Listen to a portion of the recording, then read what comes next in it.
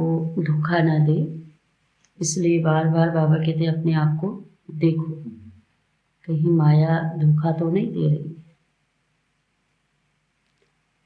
आज है 5/2/2022 के साकार महावाक्य। बाबा कहते मीठे बच्चे समझदार बन अपना पोता मेल देखो।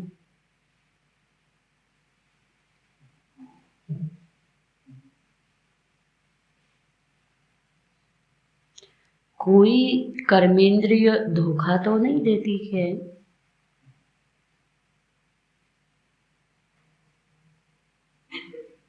कोई कर्मेंद्रिय धोखा तो नहीं देती है।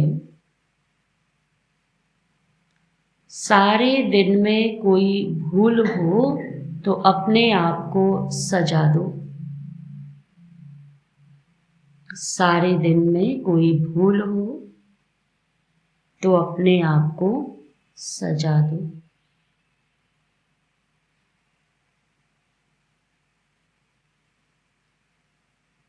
प्रश्न है, बाप से सच्चा व्यापार करने, बाप से सच्चा व्यापार करने व ऊंच पद पाने का आधार क्या है? वह ऊंच पद पाने का आधार क्या है? उत्तर है, बाप से सच्चा व्यापार करना है तो बाप के हर डायरेक्शन पर चलो। बाप से सच्चा व्यापार करना है तो बाप के हर डायरेक्शन पर चलो।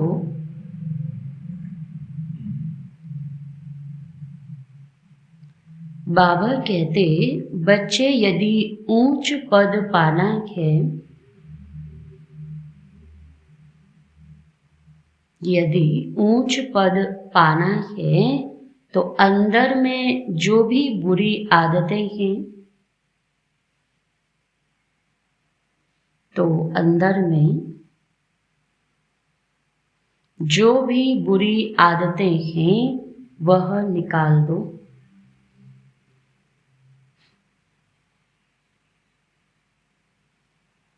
कुदृष्टि, क्रोध आदि से बहुत नुकसान होता है।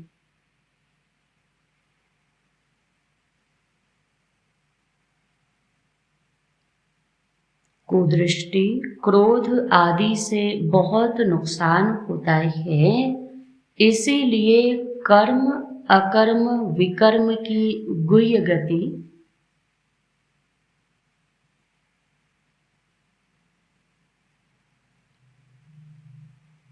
जो बाप ने समझाई है,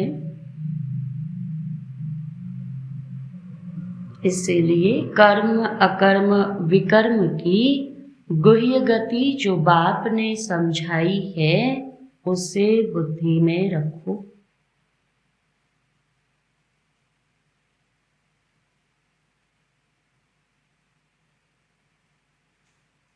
ओम शांति। बाबा कहते बच्चे आत्म अभिमानी होकर बैठे हो, हर एक बात अपने आप से पूछनी होती है। बाबा युक्ति बताते हैं कि अपने आप से पूछो कि हम आत्म अभिमानी होकर बैठे हैं। बाबा कहते पहले तो हम खुद को ही जानते हैं ना, इसलिए कल भी बाबा ने कहा था कि अपने दिल रूपी दर्पण में देखो और अपने आप से पूछो। तो आज भी बाबा कहते हैं कि अपने आप से पूछो कि हम आत्म अभिमानी हो बैठे हैं, बाप को याद कर रहे हैं।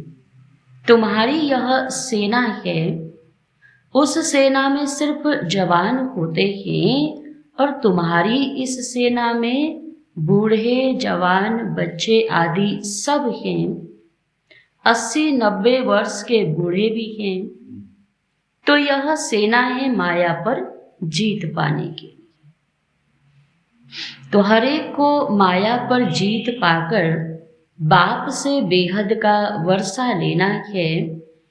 माया बड़ी जबरदस्त है, बड़ी प्रबल है, जो भगवान के बच्चों को भी नहीं छोड़ती, तो दुनिया वालों को क्या छोड़ेगी। बहुत तूफान लाती है, हर एक कर्मेंद्रिय धोखा देती है, और सबसे जास्ती धोखा देने वाली कौन सी कर्मेंद्रिय है?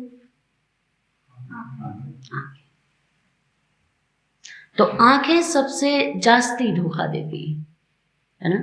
बाबा कहते आंखें ही सबसे पहले चलायमान होती हैं, और फिर लास्ट में जो पश्चाताप होता है वो भी किससे दिखाई देता? आंखों से दिखाई देता। भले ही उसके साथ करने में और कर्मेंद्रियां भी शामिल होती हैं, है ना। जैसे आंखों से कोई चीज़ देखी खाने वाली, हाथों ने भी उसको सहयोग दिया उठाने का, मुंह ने सहयोग दिया खाने का, लेकिन जब सजा मिली तो उसकी सजा भी कहाँ से दिखाई दी? आंखों से, है ना। किसी को शर्मिंदगी होती है, अगर किसी को दंड मिलता है तो उसके आंखों से आंसू निकल आते हैं। तो आंखों से ही सबसे ज़्यादा बाबा कहते हैं धोखा होता है। तो बाबा कहते हैं तो सबसे जास्ती धोखा देने वाली कौन सी कर्मेंद्रिय है? आंखें सबसे जास्ती धोखा देती हैं। बच्चों को समझाया जाता है भल स्त्री पुरुष को तो भी बुद्धि से समझो हम बीके हैं, नहीं तो आंखें बहुत धोखा देंगी।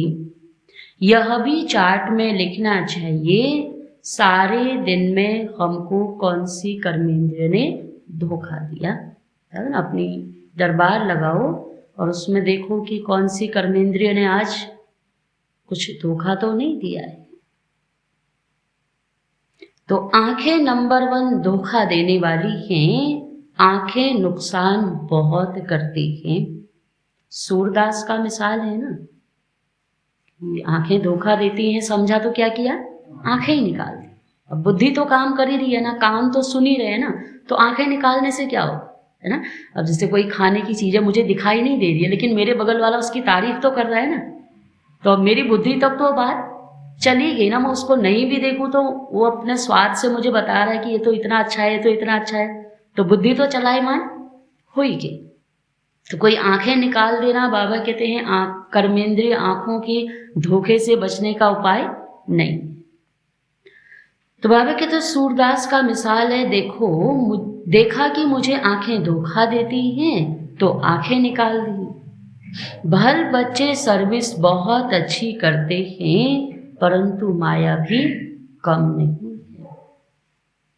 आंखें बहुत धोखा देती हैं और एकदम पद भ्रष्ट करा देती हैं। समझो सयाने बच्चे जो होंगे वह सारा दिन नोट करेंगे हमने कोई भूल तो नहीं की, कहीं घाटा न पड़ जाए, इसलिए बाबा कहते चेक करेंगे कि हमने कोई भूल तो नहीं की।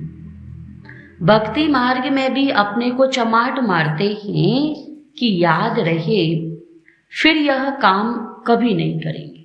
अपने को दंड देते हैं कि ये दंड मुझे याद रहेगा कि मैंने ये विक्रम किया था इसलिए मिला, तो दोबारा वो विक्रम नहीं होगा। वैसे ही इसमें भी जांच रखो, अगर आंखें कहाँ धोखा दें तो अपने को सजा दो, किनारा कर चला जाना चाहिए, खड़ा होकर देखना नहीं चाहिए।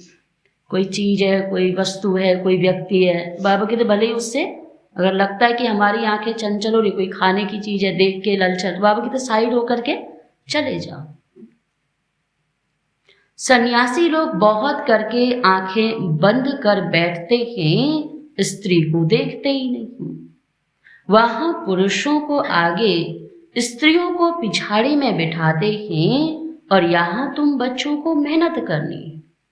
कब तक किसी को आगे किसी को पीछे, कब तक किसी से भागते रहेंगे ना। तो बाबा कहते हैं सारा खेल तो किसका है? बुद्धि का, है ना। अगर बाबा कहते हैं बुद्धि ही हमारी ठीक होगी तो कर्मेंद्रियां अपने आप ठीक हो जाएंगी। इसलिए बाबा कहते हैं हमेशा चेक करते रहो कि कर्मेंद्रिय कहीं भागनी नहीं चाहिए। तो विश्व का राज्य पाना कोई मासी का घर नहीं है। इसलिए बाबा के तो सन्यासी भी कि कोई ऐसी चीज दिखाई ना दे जिसलिए बुद्धि चंचल हो, इसलिए वो क्या करते हैं, आंखें बंद कर देते हैं। ये आंखें बंद हैं, बाकी कान तो खुले ही है ना, बुद्धि तो भाग ही रही है ना। तो अभी तुम बच्चे हो संगम युग पर। बाबा कहते हैं संगम के साथ साथ पुरुषोत्तम अक्षर जरूर लिखो जो किसी को भी समझाने में सहज हो। पुरुषोत्तम संगम युग, जबकि तुम मनुष्य से देवता बनते हो। संगम तो हर युग में है ना, लेकिन बाबा कहते ये संगम कौन सा है, पुरुषोत्तम, पुरुषों में सबसे उत्तम बनने का ये संगम है। इसलिए बाबा कहते इसको क्या लिखो, पुरुषोत्तम संगम। तो बाबा कहते गायन है ना, मनुष्य से देवता किए करत न लागी वार। कौन से मनुष्य, कलयुगी मनुष्य। देवताएं तो रहते ही हैं सतयुग में, तो कलयुगी मनुष्यों को देवता, नरकवासियों को स्वर्गवासी बनाने ही बाप आते हैं। और यह भी अभी तुम जानते हो, मनुष्य तो घोर अंधियारे में पड़े हैं। बहुत हैं जो कभी स्वर्ग को देख भी नहीं सकेंगे। बाबा कहते हैं तुम्हारा यह धर्म बहुत सुख देने वाला है। अभी जो त्रेता में द्वापर में आएगा, वो कलयुग में आएगा, तो कहाँ से देखेगा। भल गाते भी हैं हेवनली गॉड फादर, परंतु उसने हेवन की स्थापना किया यह नहीं जानते।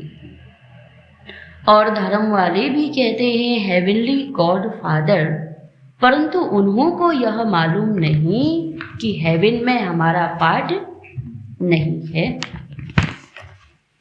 तो उनके लिए अपने धर्म में वो जब आ रहे हैं वही जैसे स्वर्ग हो गया ना, क्योंकि अपने धर्म में भी जिस समय आएंगे तो कोई आत्मा दुखी थोड़ी होगी। जब तक आत्मा सतो प्रधान है तब तक तो वो भी स्वर्ग जैसी सुख फील करेगी ना। लेकिन बाबा कहते हैं दुनिया तो क्या रहेगी, दुनिया तो तब तक नीचे उतर आएगी ना। कहाँ, बाबा कहते हैं सतो प्रधान, सतो रजो में आ जाएगी, तो उतना प्रभाव नहीं रहेगा जितना प्रभाव सत्युग का है। लेकिन ऐसा भी नहीं कि वो कोई दुखी होंगे, सुखी भी होंगे। कृष्ण लोग खुद कहते हैं पैराडाइज था। इन देवी देवताओं को गॉड गॉडेज भी कहते हैं, परंतु यह नहीं समझते। तो जरूर गॉड ने इन्हों को गॉड गॉडेज बनाया होगा। तुमको बाप ऐसा बना रहे हैं तो तुमको मेहनत भी करनी चाहिए। अपने से रोज पूछो कौन सी कर्मेंद्रिय धोखा देती है। आज बाबा कहते बार बार क्या करो, अपनी चेकिंग। जबान भी कम नहीं है, अच्छी चीज देखेंगे तो दिल होगी यह खाऊं यह खाऊं। आगे तुम बच्चों की कचहरी होती थी, अब पता है शाम को बताना है तो सारा दिन अपने आप क्या रहेगा, अटेंशन रहेगा ना। अभी सबके बीच में कचहरी है और पूछेंगे कि क्या सारा दिन कर्मेंद्रियों का रिकॉर्ड रहा, तो इसलिए अटेंशन रहता था कि कोई भी कर्मेंद्रिय चंचल ना हो। तो बाबा कहते हैं भूल बताते थे शिव बाबा के यज्ञ से कोई चीज चोरी करना बड़ा खराब है, परंतु माया नाक से बहुतों को पकड़ती। जिस थाली में खाते हैं उसी में छेद करेंगे, तो सोचो माया कितनी प्रबल है। तो बाबा कहते हैं, लेकिन बाबा कहते फिर भी माया ऐसा करा देती है। तो बाबा कहते हैं परंतु माया नाक से बहुतों को पकड़ती है। तो बाबा कहते हैं बच्चे बुरी आदतें जो हैं वह निकालनी चाहिए, नहीं तो ऊंच पद पा नहीं सकेंगे। बाबा ने पहले ही कहा मासी का घर नहीं है, भल स्वर्ग में जाएंगे, परंतु कहाँ राजा और कहाँ प्रजा। प्रजा में भी गरीब साहूकार होते हैं, तो कर्मेंद्रियों की बहुत संभाल रखनी चाहिए, पोतामेल रखना चाहिए। यह भी व्यापार है ना। जैसे वो व्यापारी भी लिखता है सारा दिन कहाँ हमको फायदा हुआ कहाँ घाटा हुआ, तो बाबा कहते ये भी तो क्या है, व्यापार है ना। कोई विरला ही यह व्यापार करे। बाप समझाते हैं बच्चे अगर मेरे से व्यापार करना है ऊंच पद पाना है तो डायरेक्शन पर चलो। दुनिया में भी कोई बिजनेसमैन होगा तो उसको भी तो एक दो लोग ऐसे चाहिए जो उसको ऐसा आइडिया देते रहे, वो उनके डायरेक्शन प्रमाण अपने बिजनेस को आगे बढ़ाते जाता है। नहीं तो पागल हो जाए, कहाँ क्या हो रहा है कहाँ क्या हो रहा है, उसका तो इतनी बुद्धि चलेगी नहीं। जब एक दो लोग होते हैं, घाटा होता है तो भी उसमें राय देते हैं, फायदा हुआ तो फायदा और कैसे बढ़ सकता है फिर उसमें और राय देते हैं। तो बाबा कहते हैं यहाँ फिर व्यापार करने में किसका डायरेक्शन है? शिव बाबा। माया तुमको भुलाएगी जरूर, अगर बाप की मत पर नहीं चलेंगे तो पिछाड़ी में सब साक्षात्कार होंगे, फिर तुम बहुत पछताएंगे। अभी तो सब कहते हैं हम नर से नारायण बनेंगे, परंतु अपने आप से पूछते रहो, बाबा के डायरेक्शन को अमल में लाओ तो बहुत उन्नति होगी।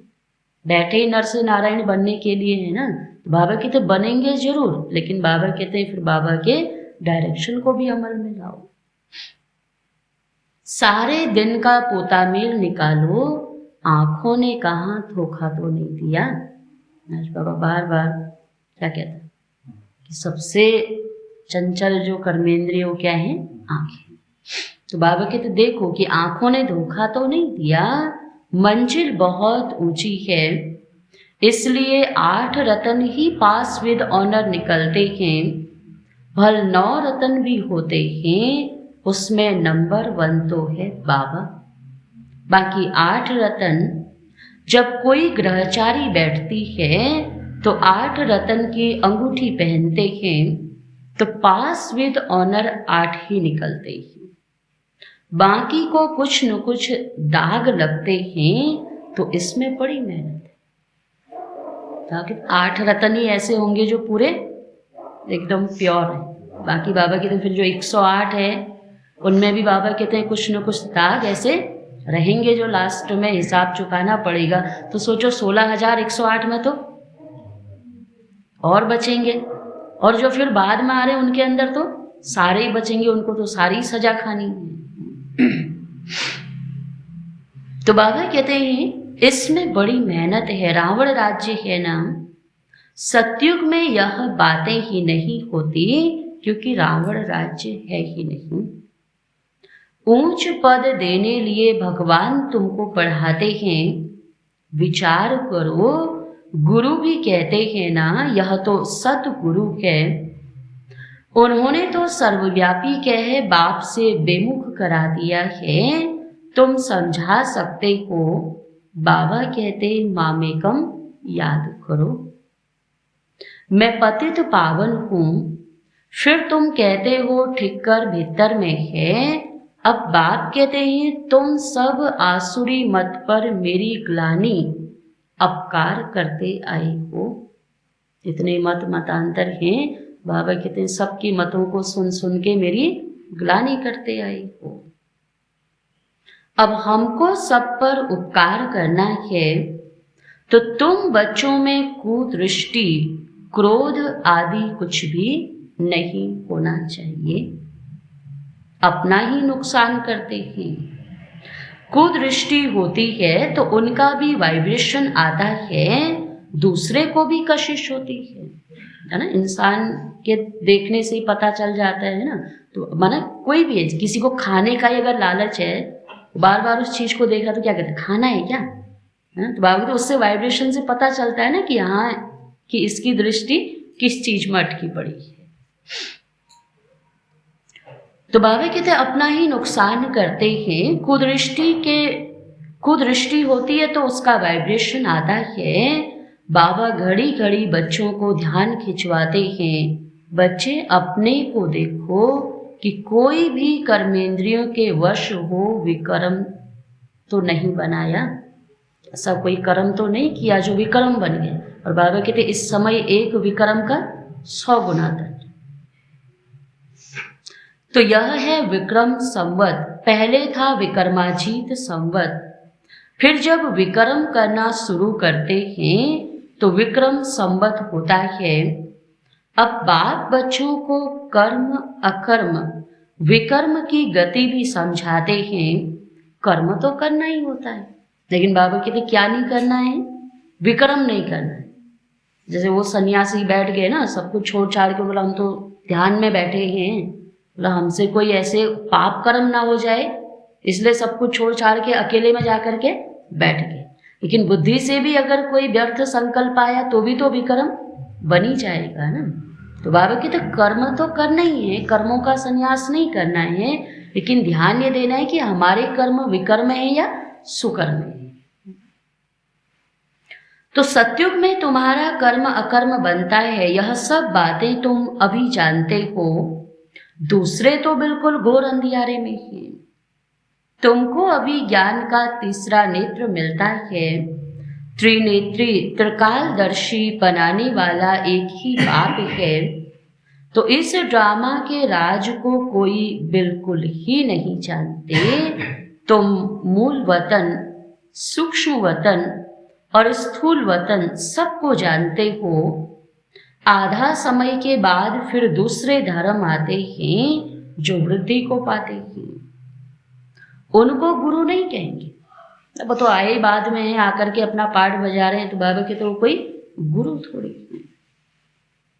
गुरु तो एक के सिवाय कोई है ही नहीं, अर्थात सद्गति करने वाला तो है ही एक, जो सृष्टि के आदि मध्य अंत तीनों का राज बताते हैं।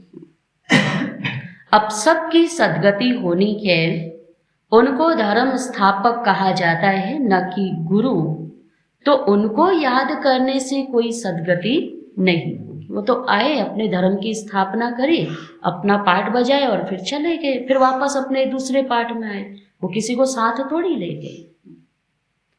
तो उनको याद करने से कोई सद्गति नहीं होगी, विकर्म विनाश नहीं होंगे। उनको भी भक्ति कहा जाता है। ज्ञान की लाइन में सिर्फ तुम ही हो, तो यह है पांडव सेना। तुम सब पंडे हो, शांति धाम और सुख धाम में ले जाने वाले। तो तुम्हारी बुद्धि में है, हम गाइड्स हैं। बाबा भी लिबरेटर और गाइड है। तो बाबा ने उन बच्चों को छुड़ाया, फिर बाबा कहते हैं दूसरों का भी गाइड बनना है। हर एक को लिबरेट करते हैं। बाबा कहते हैं मुझे याद करो तो विकर्म विनाश होंगे। फिर अगर कोई विकर्म किया, बाबा की गारंटी है कि मुझे याद करोगे तो विकर्म विनाश होंगे, सत्युग के मालिक भी बनेंगे। लेकिन अगर कोई विकर्म किया तो 100 गुना दंड हो जाएगा। इसीलिए जहाँ तक हो सके विकर्म नहीं करो, जो नाम बदनाम हो। पद भी भ्रष्ट हुआ, समय भी बर्बाद गया, तो बाबा कहते हैं और नाम भी बदनाम हो गया। विकर्म करने से फिर वृद्धि हो जाएगी। इसीलिए अभी बहुत खबरदारी रखना। भाई बहन की दृष्टि बहुत पक्की चाहिए। हम ब्रह्मा के बच्चे, शिव के पोत्रे हैं। शिव बाबा से हमने प्रतिज्ञा की है, फिर भी माया बहुत धोखा देती। तभी तो बाबा भी इतनी महिमा करता माया की। भगवान के बच्चे बनने के बाद, सुनने के बाद भी बाबा कहते हैं कि भगवान की गोद से माया भगवान के बच्चों को छीन ले जाती। तो बाबा कहते हैं तो हम ब्रह्मा के बच्चे, शिव के पोत्रे हैं। शिव बाबा से हमने प्रतिज्ञा की है, फिर भी माया बहुत धोखा देती है। कहना बड़ा सहज है, हम लक्ष्मी नारायण बनेंगे। माया सेकंड सेकंड में क्या करती है, खटखटाते रहते ना दरवाजा। तो सोचो जब तक पुरुषार्थ, जब तक जीना है तब तक पुरुषार्थ करना है, तो सोचो तब तक माया दरवाजा, और अगर कभी गलती से खोल दिया तो अटैक करेगी ना। अगर बुद्धि से कभी उन चीज़ों में चले गए, अभी तो केवल उन चीज़ों को देख रहे हैं, बुद्धि से उन चीज़ों को बंद कर दे, नहीं हमको ये चीज़ें देखनी ही नहीं है ना, खानी ही नहीं, जहाँ जाना ही नहीं है। और जिस दिन अगर बुद्धि ने थोड़ा सा भी उस तरफ जाने की कोशिश की तो बाबा कहते हैं पद भ्रष्ट हो पड़ेगा। तो बाबा कहते हैं कहना बड़ा सहज है हम लक्ष्मी नारायण बनेंगे, परंतु डायरेक्शन पर भी अमल करना पड़े। स्त्री पुरुष सारा दिन यह ज्ञान की बातें आपस में करते रहें। दोनों कहते हैं हम बाबा से पूरा वर्षा लेंगे, टीचर से पूरा पढ़ेंगे। अरे ऐसा टीचर फिर कभी मिलेगा क्या? यह बस तुम ही जानते हो। देवताएं भी बाप को नहीं जानते तो और धर्म वाले कैसे जानेंगे? देवताओं को भी भगवान की पहचान नहीं तो फिर और धर्म वाले तो बहुत बाद में आए ना। तो अभी तुमको बाबा सारी सृष्टि के आदि मध्य अंत का ज्ञान सुना रहे हैं और यह ज्ञान फिर प्रायः लोप हो जाएगा। मैं भी प्रायः लोप हो जाता हूँ। तो यह ज्ञान कहाँ से मिलेगा? जब ज्ञान देने वाला ही नहीं है तो ज्ञान मिलेगा कहाँ से? फिर द्वापर से हर एक ने अपनी अपनी बुद्धि यूज करी। किसी ने बोला ऐसा हुआ, किसी ने बोला ऐसा हुआ, लेकिन भगवान ने क्या कहा और क्या हुआ वो तो जब भगवान आएगा तब बताएगा ना। तो बाबा कहते हैं, बाबा बच्चों को युक्तियां बताते हैं तो हमेशा याद रखो कि हमको शिव बाबा सुनाते हैं। यह जानते हैं मैं भी शिव बाबा से वर्षा ले रहा हूँ। यह भी स्टूडेंट लाइफ में, ब्रह्मा भी स्टूडेंट लाइफ में है।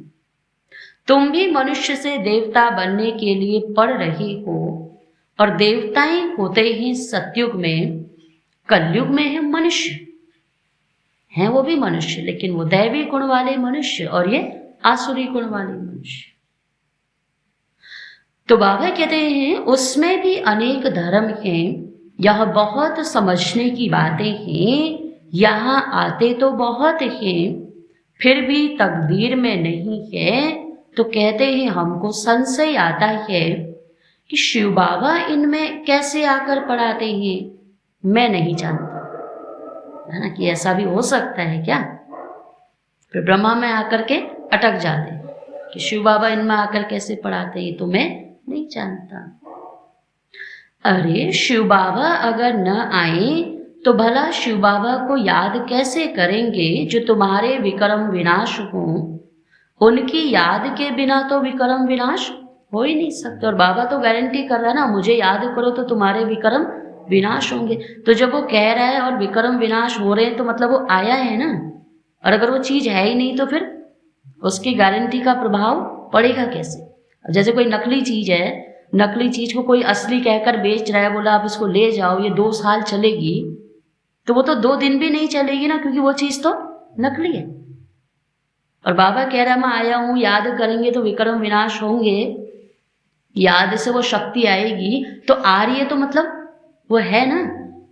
हाँ, अब ये जो कहता कि नहीं मैं तो इतने साल से योग कर रहा हूँ, मुझे तो अभी तक ना मेरे विक्रम विनाश हुए, मैं तो जैसा हूँ वैसे के वैसे ही, तो माना उसके अंदर कमी है ना, उसने बाबा को याद नहीं किया ना। नहीं तो एक दिन आया हुआ बच्चा भी क्या कहता कि नहीं मेरे को प्रभाव हुआ, कुछ तो मेरे को ऐसी टचिंग आई बाबा के घर में आकर के कि हाँ कुछ तो यहाँ है, तो माना उसको महसूसता हुई ना। तो बाबा कहते हैं कि उनकी याद के बिना तो विक्रम विनाश हो न सके। सजाएं बहुत खानी पड़ेंगी, बाकी पाई पैसे का पद मिलेगा। यह राजधानी बन रही है, राजाओं के आगे दास दासियां भी होते हैं ना। अब बाबा इनडायरेक्ट क्या कहते कि राजाओं के आगे दास दासियां भी होती है ना। बाबा से पूछो कि हमारा शरीर अब छूट जाए तो हम क्या जाकर बनेंगे? तो बाबा सब कुछ सुना देंगे। बाबा के पास तो सारी लिस्ट तैयार है।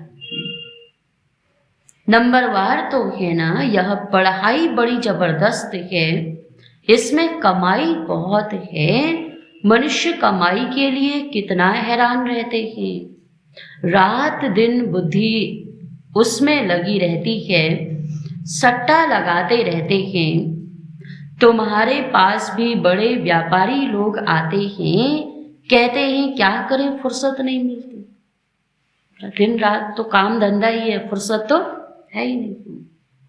अरे ईश्वर की बादशाही मिलती है, सिर्फ शिव बाबा को याद करना है अपने इष्ट देव को भी याद तो करते हो ना, याद ही तो करना है। जैसे तुम वहां उनको याद कर रहे हो तो वैसे ही याद किसको करना है, यहाँ शिव बाबा को याद करना। यहाँ कोई ऐसा थोड़ी कि शिव बाबा को याद करने के लिए कोई सर पर बोझ लेके चलना है। जैसे तुम वहां अपने देवी देवताओं को याद करते थे अभी तक, वैसे ही धंधा धोरी करते हुए, जैसे अपने इष्टों के लिए कहते हैं कभी क्या टाइम नहीं है, फुर्सत नहीं है, क्या कहते हैं, वो नाराज हो जाएंगे।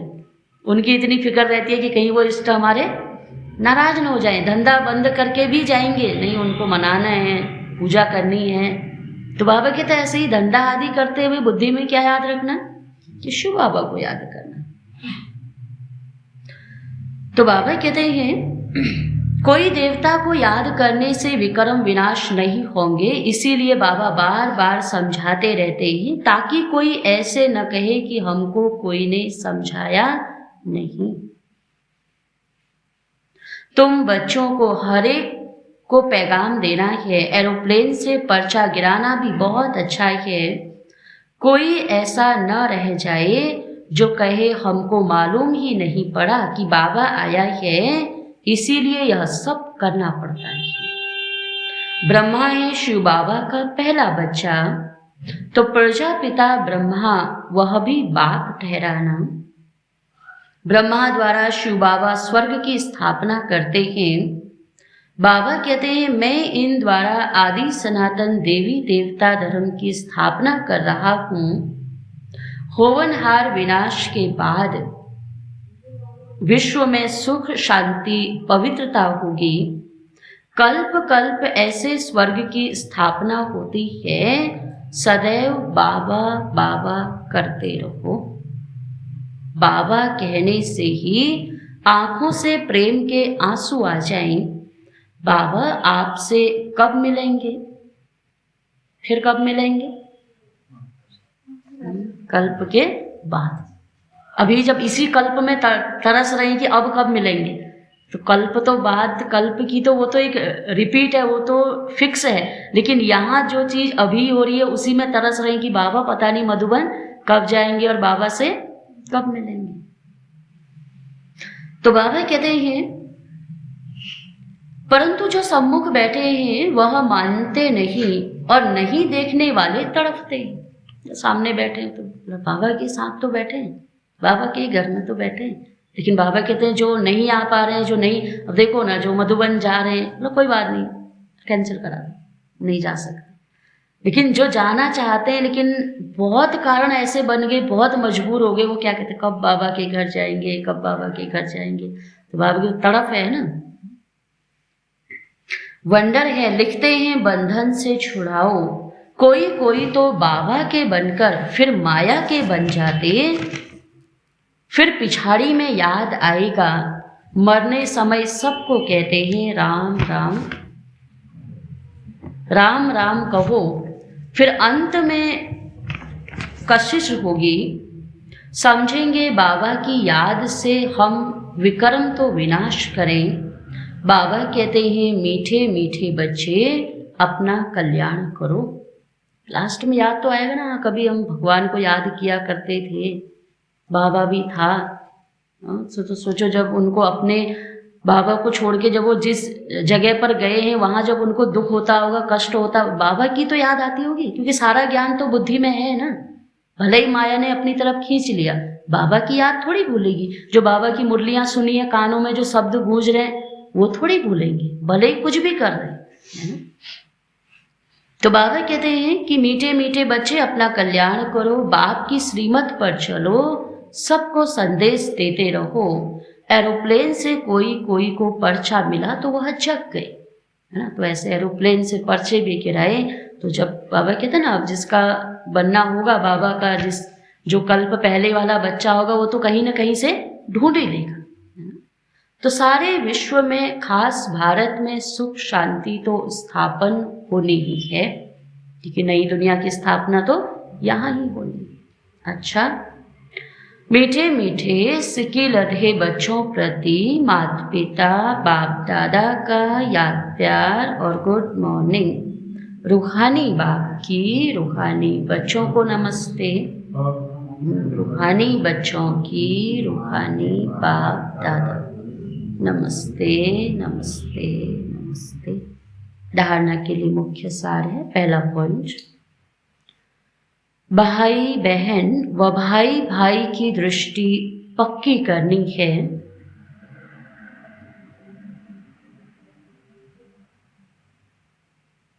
बहुत खबरदार रहना है।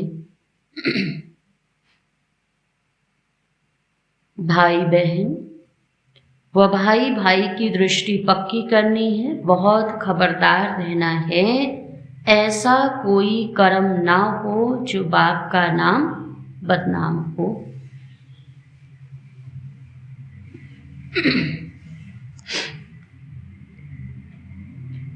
ऐसा कोई कर्म ना हो जो बाप का नाम बदनाम।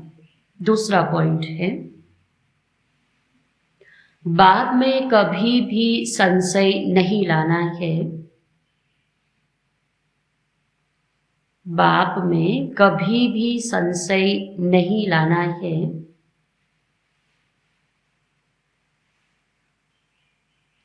प्रेम से बाप को याद करना है। प्रेम से बाप को याद करना है। रात दिन पढ़ाई पर ध्यान देकर कमाई जमा करनी है। रात दिन पढ़ाई पर ध्यान देकर कमाई जमा करनी है।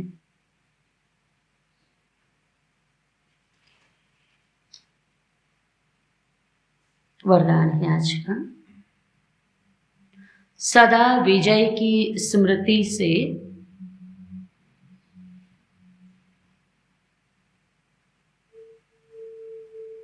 हर्षित रहने और सर्व को खुशी दिलाने वाले, सदा विजय की स्मृति से हर्षित रहने और सर्व को खुशी दिलाने वाले आकर्षण मूर्त भव।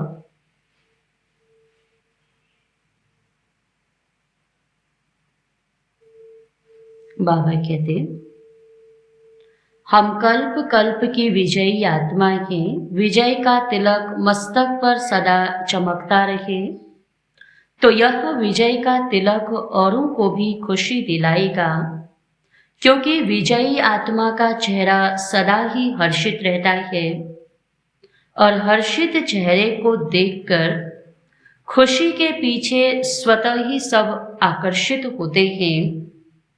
जब अंत में किसी के पास सुनने का समय नहीं होगा, तब आपका आकर्षण मूर्त हर्षित चेहरा ही अनेक आत्माओं की सेवा करेगा।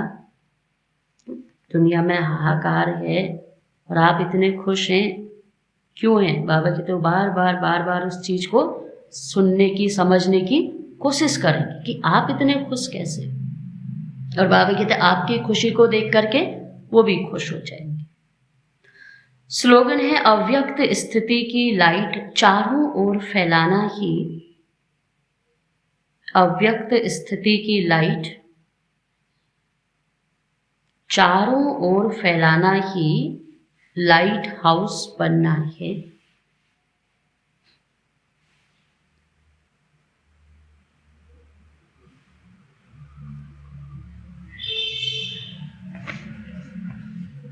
अच्छा, तो बाबा कहते हैं बार बार कर्मेंद्रियों की